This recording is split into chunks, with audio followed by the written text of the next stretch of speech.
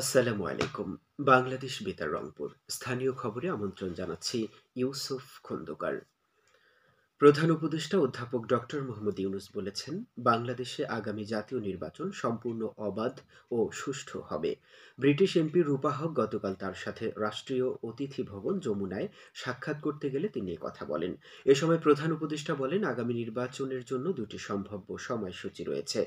এবছরের ডিসেম্বরে অথবা আগামী বছরের মাঝামাঝি। তবে নির্বাচনের সময়সূচি নির্ভর করছে জনগণ কতটুকু সংস্কার চায় তার উপর।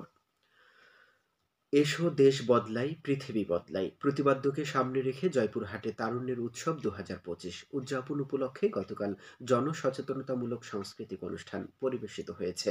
প্রধান উপদেষ্টার কার্যালয়ের সার্বিক তত্ত্বাবধানে ও জেলা প্রশাসনের সহযোগিতায় যুব ও ক্রীড়া মন্ত্রণালয় জেলা শহরের শহীদ ডাক্তার আবুল কাশেম ময়দানে এর আয়োজন করে।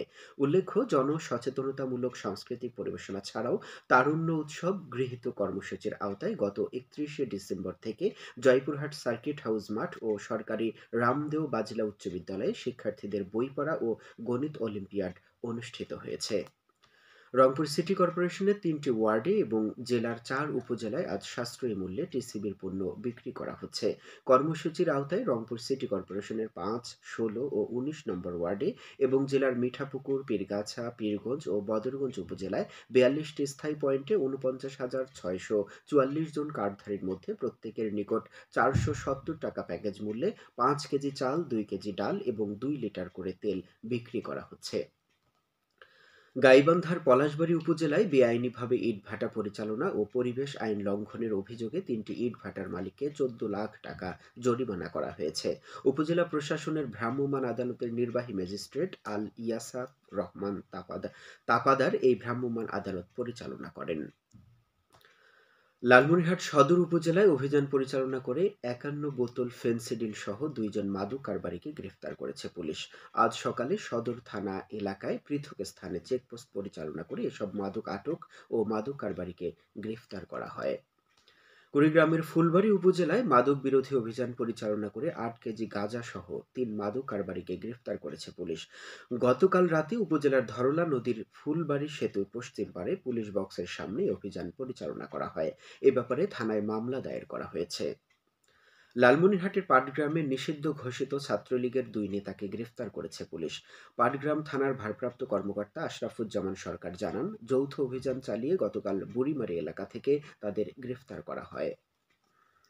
গাইবান্ধা সদর উপজেলায় জেলা প্রশাসনের উদ্যোগে শীতার্ত মানুষের মধ্যে গতকাল রাতে শীতবস্ত্র বিতরণ করা হয়েছে।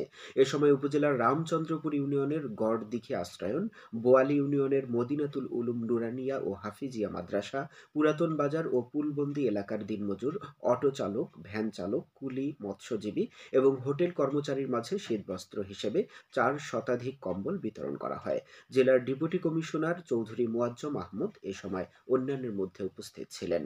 এদিকে জেলার পলাশবাড়ী উপজেলার ধাপেরহাট সদর পাড়া এলাকায় ২ শতাধিক শীতার্ত দুস্থ নারী পুরুষের মাঝে গতকাল শীতবস্ত্র বিতরণ করা হয়। স্বেচ্ছাসেবী সংগঠন গ্রিন বাংলাদেশ ও শেকড়ের আয়োজনে এসব শীতবস্ত্র বিতরণ করা হয়েছে। কুড়িগ্রামে শীতার্তদের মাঝে শীতবস্ত্র বিতরণ অব্যাহত রয়েছে। এখন পর্যন্ত সরকারিভাবে জেলা প্রশাসনের পক্ষ থেকে ২০,০০০ কম্বল বিতরণ করা হয়েছে। এদিকে গতকাল বিকেলে উপজেলা বিএনপির উদ্যোগে বেলগাছা ইউনিয়নের শতাধিক শীতার্ত মানুষের মধ্যে শীতবস্ত্র বিতরণ করা হয়। এ সময় জেলা বিএনপির আহ্বায়ক মুস্তাফিজুর রহমান মুস্তফা অন্যান্যের মধ্যে উপস্থিত ছিলেন। এছাড়া গতকাল বেসরকারি উন্নয়ন সংস্থা সলিডারিটির উদ্যোগে শতাধিক শীতার্ত মানুষের মধ্যে কম্বল বিতরণ করা হয়। এ সময় সলিডারিটির নির্বাহী পরিচালক ও বীর মুক্তিযোদ্ধা হারুনার রশিদ অন্যান্যের মধ্যে উপস্থিত ছিলেন।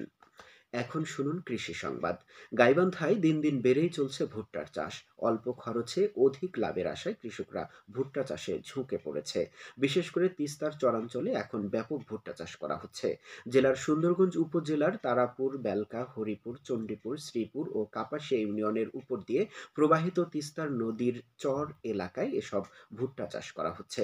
উপজেলা কৃষি অফিসার মোহাম্মদ রাশিদুল কবির বলেন, উপজেলার একটি পৌরসভা সহ ১৫টি ইউনিয়নে চলতি মৌসুমে ৩,৮০০ হেক্টর জমিতে এবার ভুট্টা চাষ করা হয়েছে। রাসায়নিক সার ছাড়াই চরে ফসলের ফলন ভালো হচ্ছে। বিশেষ করে ভুট্টা, আলু, কুমড়া, বাদাম, পেঁয়াজ, মরিচ, রসুন, সরিষা, তিল, তিসি সহ শাকসবজি এবং নানা জাতের ধান বেশি চাষ হচ্ছে। সবশেষে আবহাওয়া। আজ সন্ধে ৬টা পর্যন্ত পূর্বাভাসে বলা হয়েছে দেশের অভ্যন্তরীণ নদীবন্দরগুলোর জন্য কোনো সতর্কবাণী নেই এবং কোনো সংকেতও দেখাতে হবে না। খবর শেষ হলো। আমাদের পরবর্তী স্থানীয় খবর প্রচারিত হবে বেলা ২টা ৫ মিনিটে।